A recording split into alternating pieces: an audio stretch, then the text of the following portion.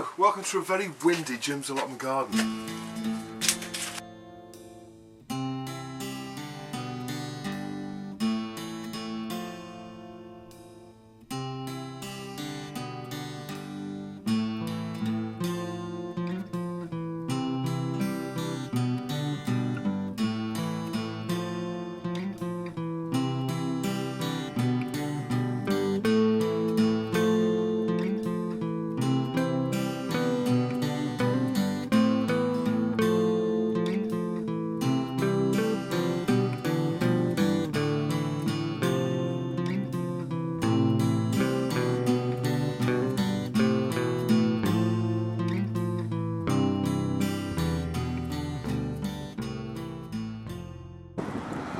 Okay, so even though the calendulas are still in flower, the dahlias really need to come out now that the frosts are about upon us. So what I'm going to do is I'm just going to cut the stalks off just above the ground like that. Get these out of the way like that. I'm going to cut all them off, and then I'm just going to lift them up out the ground and go and wash all the dirt off for the winter. So I'll show you doing that now.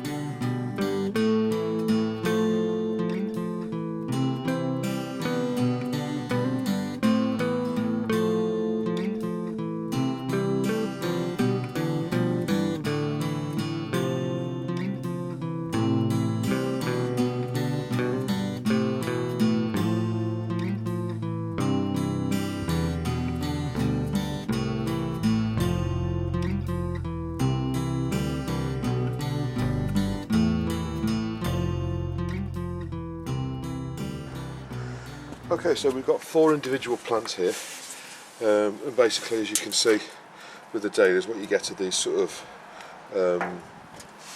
root tubers here, and these are the bits that we need to protect, because that's basically what's going to grow into the plant for next year. So what we need to do is basically dry these out, clean off all the dirt as much as we can, and then dry these out in the greenhouse over winter, and then that will basically stop the basically get the to stop the frost from going at them. So what we need to do is, you can do this in one or two ways.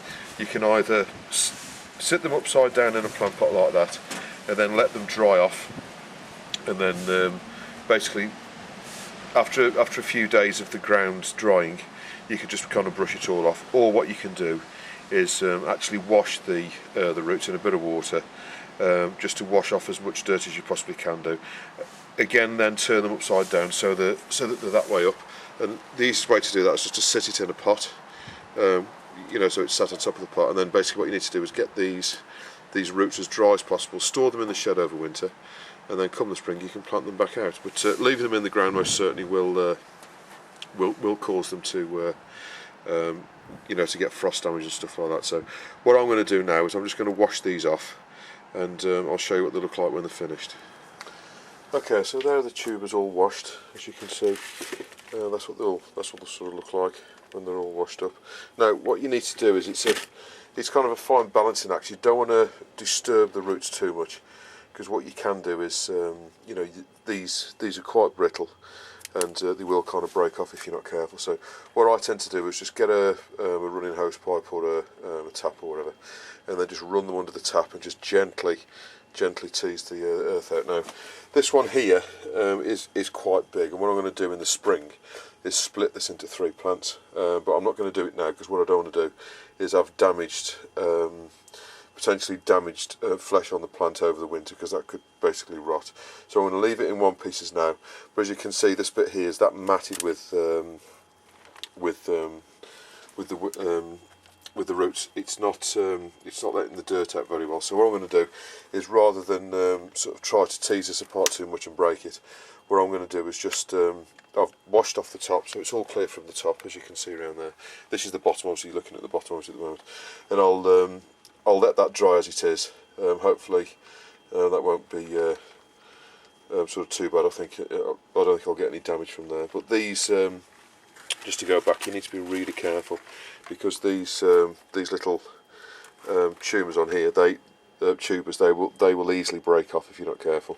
They're quite brittle, and what you need to do is keep them as intact as you possibly can be, because those are the ones. This is basically where the plant will grow from next year. Now, I think this one may be split in half next year. This one will most certainly be split into 2 or 3 pieces, and basically in the spring what you do is, as soon as it gets to kind of March time, middle of March, I'll turn these up the right way, split them, or just plant them into a pot of compost, grow them in the greenhouse for a couple of months, till we're free of the frosts in May, and then at the end of May, and then I'll put them out into the garden again. And then basically what you do is, as I say, I cut them down at ground level, so that's ground level there. So you need to be planting them so that these are around sort of 4 or 5 inches below the ground, and that will protect them from rocking too much, and which can potentially cause damage. So that's what you do with the dahlias this time of year.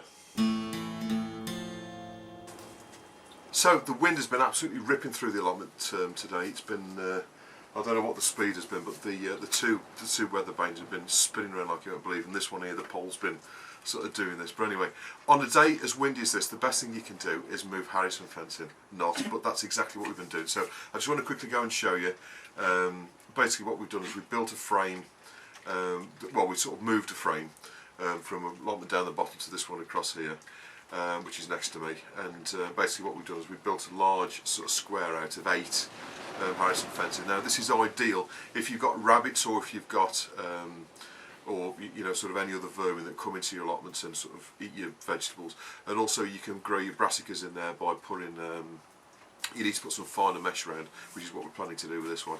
But anyway, I just wanted to quickly show you. Now, it's really windy outside, so I can only apologise for the wind whilst we're doing this. But I'll just quickly show you so you can see what we've basically constructed. We still need to do the roof, but we'll come back and do that another time, and I'll show you when that's finished. But I just want to quickly show you what we've been doing this morning. Okay, so I can only apologise about the wind, but basically this is the frame that we've moved up today, and all it is, it's 8 Harrison fence panels. They are a bit old, to be honest with you. A few of them, I don't know if you can see them, a few of them are a little bit bent. But all we've done is basically bolted them together at the bottom and sort of close to the top.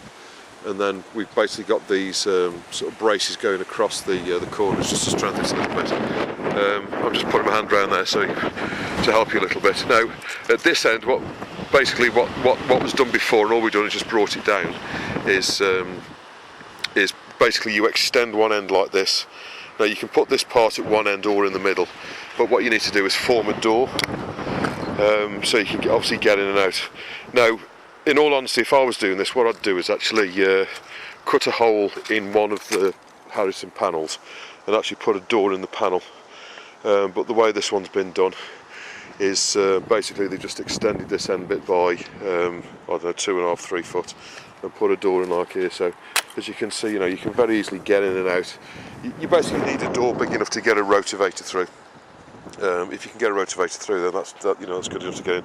And you can just imagine how much stuff you can grow in this area. All of your brassicas and anything that is going to get sort of fiddled about with rodents and stuff like that. So and it works out around, these panels are 11 foot. So basically it's 22 foot wide and something like it's going to be about 24, 25 foot long, if you like. So, and you can put all of your fruit in and all the rest of it. Now, what we're going to be doing probably next year now, because of the weather, is basically constructing a roof over the top as well to stop pigeons getting in. But, that'll come a little bit later. What we're going to do is the fleece that's on that tunnel there, that you've seen before, where my brassicas are, we're basically going to be building a sort of roof out of that to go across the top by putting some poles in. So I hope you can hear me. I'm sorry about the wind, but it is absolutely going crazy today. But that's what we've been doing for a few hours this morning, just moving this down. It took 2 of us to move. We kind of moved it from all the way down the bottom there to here. And basically you don't get any rabbits getting in there or rats or anything like that. Obviously you can still get moles going in, but that's what the bottom end of this plot looks like. Now we need to rebuild it a bit, strengthen it, and put a bit of rigidity back into it. These Harrison fence panels have been here for a few years now, probably about 5 or 6 years. So, and this is the third plot they've been on. But it makes a good, it's a quick and easy way of doing it. I personally think that doing what I've done here looks better. When you've actually got like a tunnel type construction, I always think that looks better than the square. But if you want a quick and easy way of doing it, this is most certainly the way to do it. And all it is, it's just 8 panels bolted together with 16 bolts. And then there's just these corner trusses along the top there to strengthen the corners to stop it from sort of scissoring and bending too much. But this wind that we've got today is most certainly putting us through its paces. You can see everything's getting blown about, and you can see the weather vanes are absolutely going balmy. That one over there is bending over a little bit. Luckily the post is actually quite sort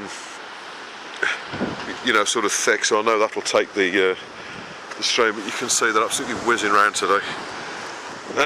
So I can't really do much up here, most certainly with the video anyway, but because you can't see them. But this post will take the strain. It is a really good, nice thick post, but as you can see the wind's absolutely balmy.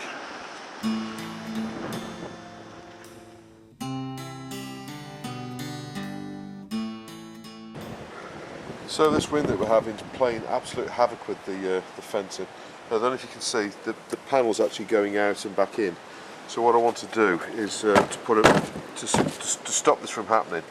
What I'm going to do is make a little bracket to go here and here, just to stop it coming out. And if you can see this one here, you can see it's like sort of bent out, and that should be actually in like that. Now I've got gravel boards underneath. So what I'm going to do is attach this to the gravel board with a small bracket. Now unfortunately this one, it's actually broken, I noticed last night, because of this wind we're having. So what I want to do is most certainly put something on this to stop that from getting stressed any further. So I'll just be doing that now, and I'll let you see what that looks like when I've finished it. Okay, to make the bracket I'm going to use some of this sort of mezzanine floor, which is basically galvanised rolled steel. So what I'm going to do is cut some of these pieces off. Now that's going to make basically the piece on the other side of the fence, and then on this side of the fence I'm going to use this part here, so it's a little bit bigger. And what I'm going to do is make like a hook out of this bit, which hooks over to the other side of the gravel board at the bottom, and then I'm going to weld a piece of studding on there, or a bolt, and then on this side basically that will screw onto the fence panel, and then at the bottom here I'll have a hole for the bolt to come through, and then I can basically tighten that up, and it'll sandwich the gravel board at the bottom and attach to the fence panel at the top to hold it all, so when the wind blows it won't sort of baffle it backwards and forwards. So the first thing to do is basically to cut these pieces out, which I'm going to use the angle grinder, so I've got the pieces that I need to make the brackets.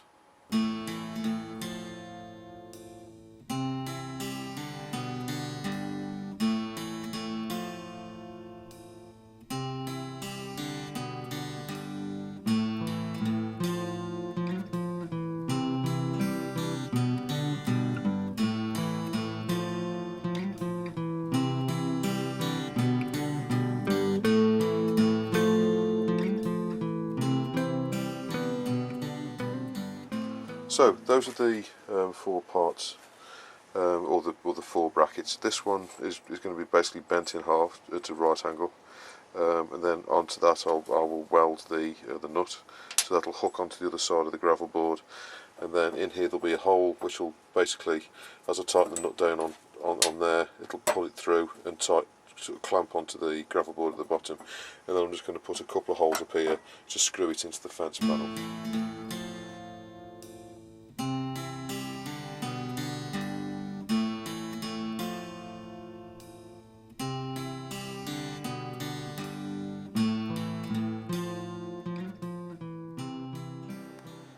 Okay, so those are the 4 bottom brackets. So basically what that's going to do, if you imagine, is that's going to hook over the the gravel board, and then I'll be able to put a nut on this side and basically sort of clamp in the bottom bit. So that's basically the 4 clamps. Basically all it is, just a bent piece of metal at right angles with a bolt welded to it, just basically tacked to it there, so I can basically use that to clamp the gravel board.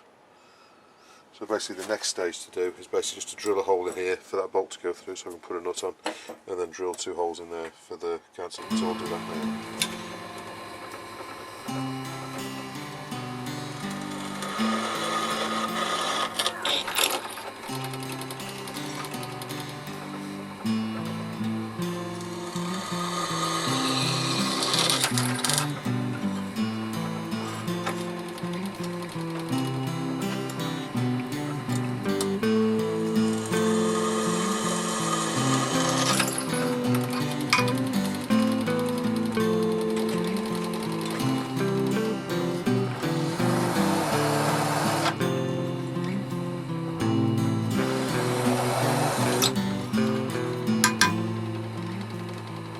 Okay, so this is what the brackets look like finished. So basically that's the bottom clip in there, and then that basically goes through the bottom hole on the brackets with a nut and washer on that side, and now the gravel board will sit in there, so that'll be at the bottom, and then as I tighten that nut up it'll clamp onto the gravel board, and then these 2 holes, which are here and here, will then basically put a screw through each of those into the fence panel to hold it all in place. So what I'll do now is I'll fit these to the fence panels outside, and I'll show you what they look like. Okay, so there's the bracket in place, and as you can see that's completely solid on there. I've managed to get these 2 in here as well. You only really need to lift the panel about ½ an inch or so to actually slip them in, but as you can see, as I move the panel it's moving the gravel board as well, so I know that's not going to warp any further. I've got one on there, I need to make an additional one for there, but I'm showing you now before I lose the light. These ones down here don't have gravel boards, so I'm going to have to do like an angle and then screw it into the brick or something. I'm not quite sure how to do it yet, but I'll be doing something similar down there, and hopefully that should stop them bending in the wind so much.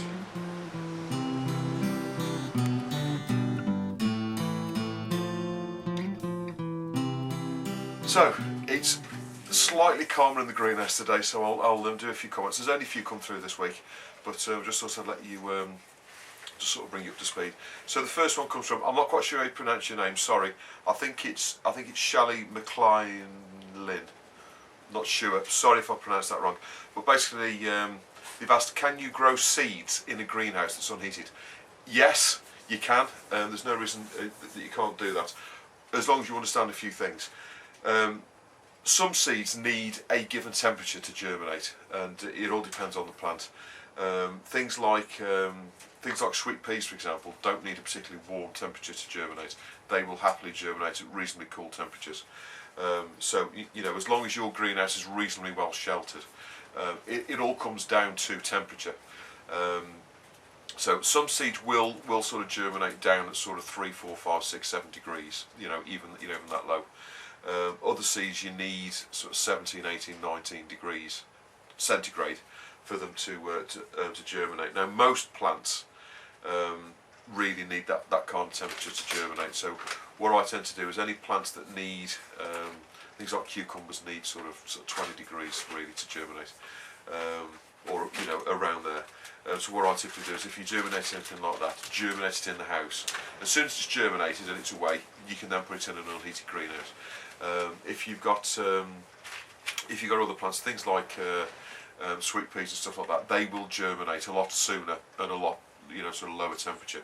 Now, I'm not quite sure what part of the world you're from, but obviously, most certainly sub-zero temperatures, there is very little that will germinate, if anything at all. So you do need to keep the sort of the temperature up. Now, to keep plants going, you don't really need a lot of heat, and as I've explained before, really in a greenhouse or a reasonable sized greenhouse like this one, it's sort of 10 foot by 8 foot. You know, you only need a couple of candles going at night really to keep the, you know, if you've got a frost, to keep the frost off the greenhouse, and that's really the thing that you need to look out for. You know, it's not only germinating the seed, it's also keeping them frost free as well. So if you are to germinate, you know, you need to make sure that you're not sort of you know, sort of keeping them in a greenhouse where it's going to freeze. There's a whole raft of things that you can do to stop this. Obviously you can have a heater, or you can have just simply candles in there. What you can do is have some kind of thermal mass inside the greenhouse, like obviously putting plastic around the windows and stuff like that will keep it warmer, but that's at the sacrifice of light coming in. But what you can do is put like a barrel of water inside the greenhouse, and that'll act as a thermal mass. So during the day that'll warm up, and then during the night when it goes colder outside, that will then give its heat out again and sort of regulate the temperature of the greenhouse. So that's another way of doing it. But yeah, you can germinate a reasonable amount of seeds in a greenhouse that's not heated. I would tend to wait till sort of February time before you start doing this, to be honest with you, because that's when there's less chance of having frost and stuff like that. This is obviously generally speaking, but most certainly yes, you can you can germinate seeds, but it's basically keeping them frost free. That's the trick really. The next one comes from Patrick McLeanham, I think is you pronounce his name, and he was saying, do you feed your chickens and water them every day? This time of year, no. The only reason that I come up to the chickens every day is when they're laying eggs. At the moment they're not laying eggs, and I think this is the first time in about 8-9 years that my chickens haven't been laying eggs this time of year. Normally I've got at least 2 or 3 of them that are laying all the way through. Now this year I was planning to get some more chickens earlier on in the year, but I never got around to doing it.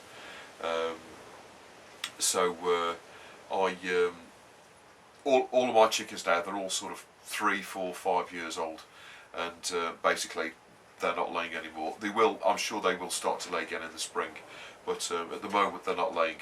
So I'm not coming up every day for that reason, to collect the eggs, because what you must do is collect the eggs from the nest every day, because basically you don't want your chickens going brooding unless you want a chicken to go brooding, to lay the eggs. But if you are producing eggs, you need to be taking them out of the nest at least once a day. Obviously the other reason to come up is to check that they've got the food and the water. Now my chickens, I know, only get through about 1 or 2 water things a week at the moment, because I've only got the 8 of them, and the food, they get through the food probably twice a week. They fill, I fill the thing twice a week. So what I tend to do is come up every 2 or 3 days. Definitely, if I'm coming past, obviously I'll quickly stick my head in and just check them. And they do come out and have a run around on the lawn most days anyway. So that obviously I'll then just quickly have a look at the food and water then. But typically you could get it this time of year, if you've got 8 chickens and you've got reasonable sized feeders like me, you could get away with coming up every 2 or 3 days. To check them. You don't necessarily have to come up every day to make sure that you got. But for peace of mind, I always like to check them at least once a day. Tina from Allotment Upcycling also sent a comment through this week, and she was saying, Tina, yes, thank you for the seeds. I received them yesterday. Thank you very much indeed. Sorry, just quickly mention that. She was saying she's found some coffee grounds that are reasonably old, so they're past the best. What's the best thing to do with them? At this time of year, to be honest with you, coffee grounds are best fresh, but as they get older, obviously they're less and less nutritious, if you like. So you can do everything that I said the other day. You can put them on your perennials now, or you can put them on the ground and that for next year. There's no reason why you can't put it on the ground. They'll be less effective than they would have been when they were fresh.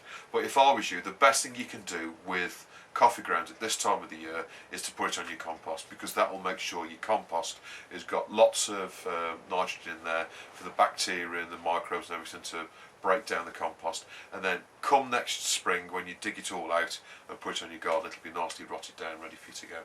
So Tina, if I was you, if you've got any coffee that's old, I'd chuck it on your compost, sprinkle it around on your compost, get your fork in there and sort of rattle it in, and I would say that's the best use for it. The last comment comes from Credenza1, and they were saying, why can't you feed chickens meat? Basically to stop the spread of disease and stuff like that. With chickens, really what you want to do is feed them only vegetable, fresh matter there hasn't been anywhere near any meat or anything like that. Don't even feed them any dairy product or most certainly eggs or any eggshells or anything like that. Never give them back to the chickens. Always make sure that you're only giving them vegetables, and you haven't sort of let any those vegetables haven't been near any meat or anything like that, and then you should be okay. But I would most certainly not recommend you feed meat to chickens if they like it or not. I just really wouldn't do, because the chance of them sort of catching something off the meat is reasonably high, I'd say. So I'd most certainly recommend you steer clear of that. So I hope this episode has been some use to you. Please don't hesitate to put any comments or questions you've got below, and I'll always get back to you. And I'll see you on the next episode. Jim's up and gone.